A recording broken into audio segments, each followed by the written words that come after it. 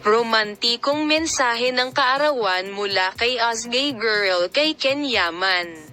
Ipinagdiwang ng aktres na si Ozgay Girl ang kaarawan ng kanyang asawang si Ken Yaman, na naging 49, na may mga romantikong post.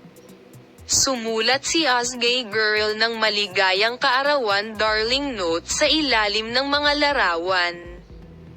Ang mga sikat na pangalan ay umibig at ang mga romantikong post ay hinangaan. Maligayang kaarawan 4 na beses. Si Yaman, na nagsimulang makipag-date kay Ozgay noong 2020, ay nagdiwang ng kaarawan ng kanyang kasintahan sa kanyang Instagram page. Si Ozgay Girl, na nagbahagi ng mga larawang kinuha nilang magkasama, ay sumulat ng sumusunod na tala. Kahapon ngayon bukas palagi. Magkasama ng 4 na beses. Maligayang kaarawan, mahal ko. Ngumiti lagi. Nakatawag pansin ang post na ito ng aktres na si Ozgay Girl. Ang surprise duo point na sina Ozgay Girl at Ken Yaman ay nasa bakasyon. Ang aktor na si Ken Yaman, na nagbabakasyon sa Sesame tuwing tag-araw, ay nagbukas ng season sa pagkakataong ito kasama ang kanyang kasamahan na si Ozgay Girl.